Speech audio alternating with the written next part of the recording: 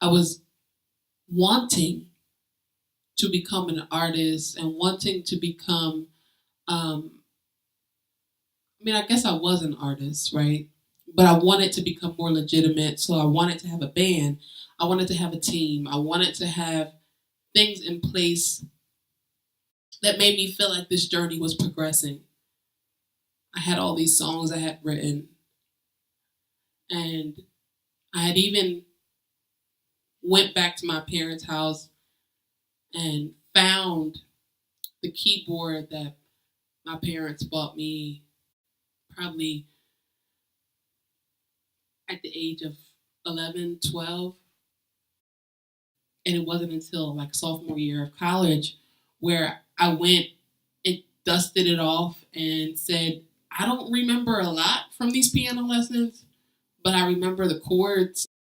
I remember, you know, some basic fundamental things that I'm going to just try to see what I can put together in order to start composing some melodies of the different songs that I was writing. And that's what I did.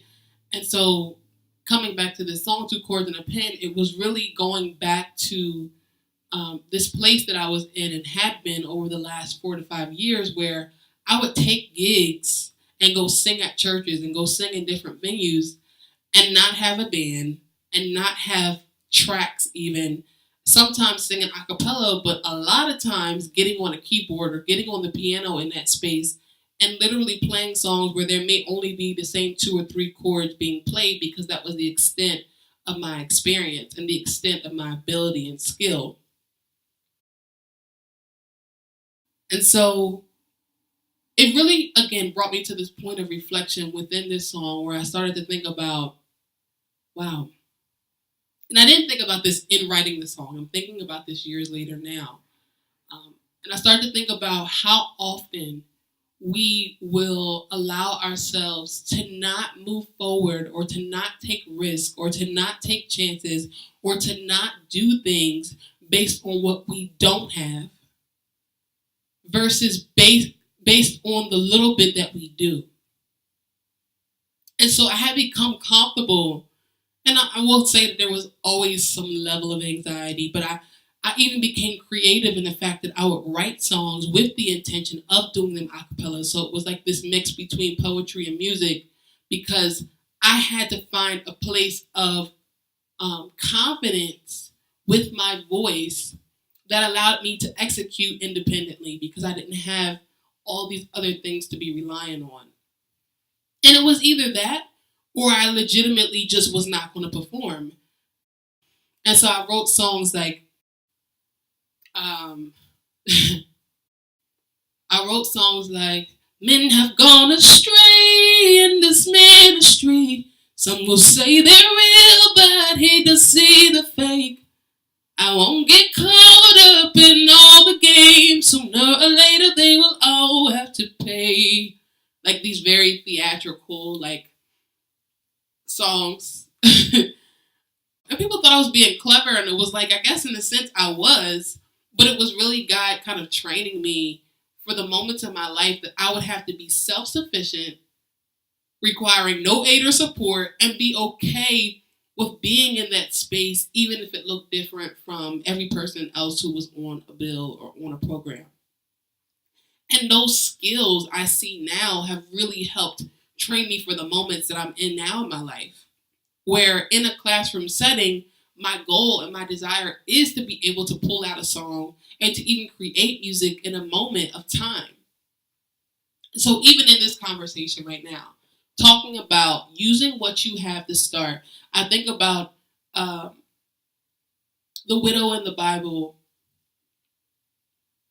There was a widow in the Bible whose husband had just passed away, and she had 2 sons. And she discovered, or maybe she had knew, that her husband owed a debt to a man. And the man came to collect on that debt. And when he came, she didn't have the money. And so he was going to take her 2 sons to satisfy the debt. And so this is a woman who just lost her husband and now is about to lose her 2 sons if she cannot figure out a way to satisfy the debt owed. And so she goes to the prophet Elijah. He doesn't say to her, all right, I'm going to let you borrow some money. Okay, here's a quick way you can make some money. Okay, let me pray down a miraculous blessing so that God can give you the money you need. He doesn't do that. He says to her, well, what do you have? I know what you don't have, obviously, because you don't have the money to pay for this debt. But what do you have? And she said that in her home she had some oil, a jar of oil, essentially. And so he tells her, okay, I want you to go and collect empty jars from everyone that you can and bring them back here. And I can imagine being in her situation. Like, I can imagine even the parallel situations that look similar to that, where it's like God will want to bless us, but he's going to use people, and he's going to use people in a way that requires, before the people can be the blessing, we first have to be humble enough to receive the blessing. And we have to be humble enough to even ask. And I don't know how many people are willing to go to people. I can imagine her sons going around in the community and knocking on doors of people who didn't even like her. People who didn't really even know her. People who may have had an opinion of her. But in that moment, it was, am I going to be obedient to what it is that has the potential, even though I don't even see the potential and I don't even understand the point of this assignment? Am I going to be willing to be stretched to do something that is uncomfortable, kind of silly, in order to see what will become of it? And so I can even imagine her knocking on doors and asking for empty jars, and maybe somebody on the other end of that door saying, well, what do you need an empty jar for? And her son, or even her, expressing the situation, and someone being compelled to move beyond an empty jar and just offer her oil, or offer her some of the money, or offer her things that she didn't even ask for, just because they heard the need. Because she came back, and her sons came back to the place where, when they went to pour the oil, every single jar was filled. And so, yes, that could have been a miracle of God literally stretching this oil and making it enough that it was able to do this miraculous thing that happened.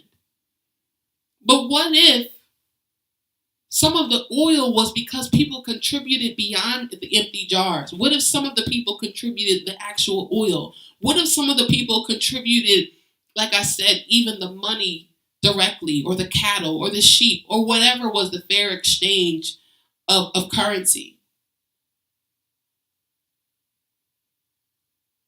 And I think there's a lot of lessons in that.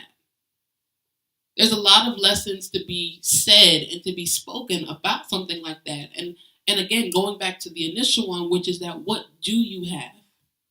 Even if it seems small, even if it seems silly, I'm sitting right now in a living room talking into a microphone because in this moment, I don't have money to contribute. I have my voice. I have my perspective.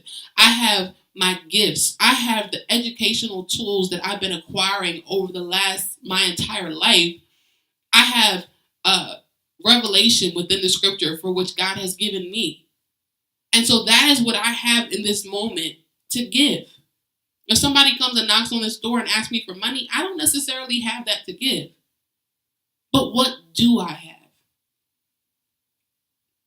And then if we go into the story, we find so many more lessons there, and about humility, and about literally asking, believing that you will receive, but being humble enough to ask, even when it seems silly. Ask, even if you don't even necessarily know or really engage these people or quote unquote like them. You know, how to what extent are you really willing? To what extent are you really interested in seeing the manifestation of blessings? Because if we're waiting for God to drop it from the sky, we've missed the whole point of Jesus on earth. And he's given gifts to men to help one another, to assist one another, to support one another, to be compelled to love love and do for one another. And yes, God is still doing unusual miracles in other ways, but I do believe that there is a lot to be taken from even that interaction in that story. And so that's my 2 cents about it. But going back to the song Two Chords and a Pen, it was really a just moment to say, am I going to use the excuse of not having a team? And now we're in verse 2. Before a team, before a band, before a studio session, it was just me twinkling on the piano that my mama bought me. And I would just play these same 2 chords. And somehow out of that same 2 chords, an entire, not just song, but an entire album was produced. And that is literally an example of the fruitfulness and multiplication principle. Just being fruitful and faithful over these little couple chords. How can I maneuver them? How can I work them?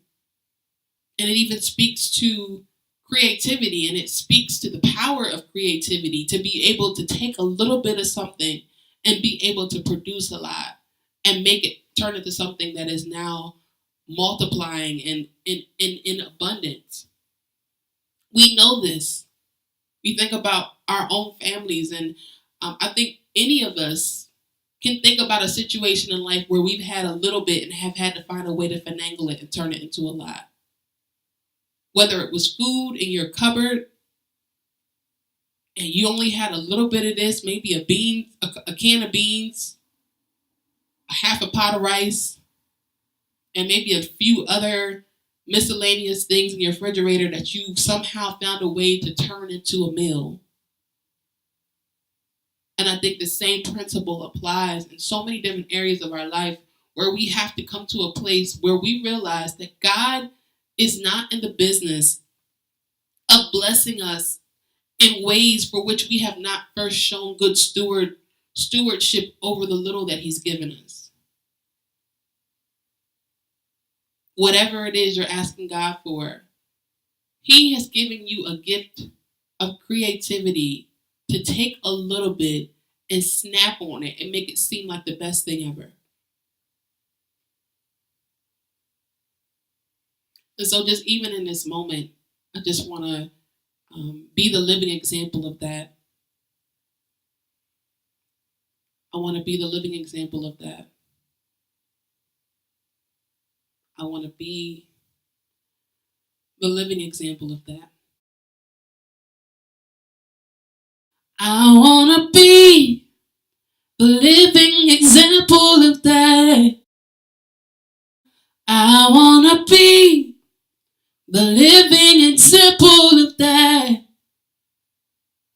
I want to be the living example of that.